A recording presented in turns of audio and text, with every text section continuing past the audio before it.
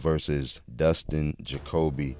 Very interesting fight. Both guys are on a win streak and flying under the radar.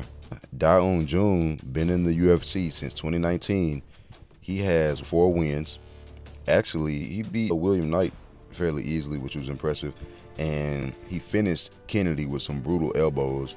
And then we got Dustin Jacoby, who, people don't really mention him a lot, but he's on a win streak and he's been doing pretty good. Now, didn't look the best in his last fight, but he did have an injury that kind of prevented him from doing everything that we normally see from him. But good fighter, solid, good kickboxing, leg kicks, good jab, straight right hand, can mix it up on the feet. Depending on who the opponent is and how good the wrestling is, the takedown defense can kind of be up and down, but even fights where he's been taken down in the UFC, he still managed to win. Look, 1 split draw, and then everybody else he beat. So it ain't like they've been world beaters. The level of competition isn't like the highest or anything. Like, none of these guys are going to be contenders or fight for the belt. But the same can be said about Un Jung. Like, the competition has been solid, but nothing crazy, nothing super dangerous.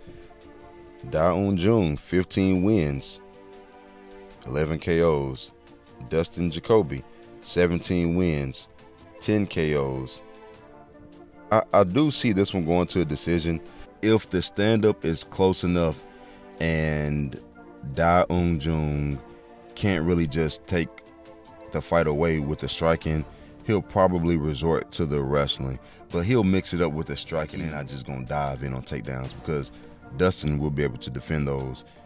Un Jung is smart enough to kind of take the fight where he'll have the best chances of winning, and Dustin has done well so far against the takedowns. He's been taken down by certain people, like Ion Cutelaba took him down a few times. Ion still lost that fight. So Dustin, very durable, very aware, difficult to finish, and he's a winner. Kind of feel like Un Jung might just be going to the next level. But good straight punches, good pressure, forward movement, tries to control the fight and create a pace that works for him so that the opponent can play into his specialty and what he wants to do.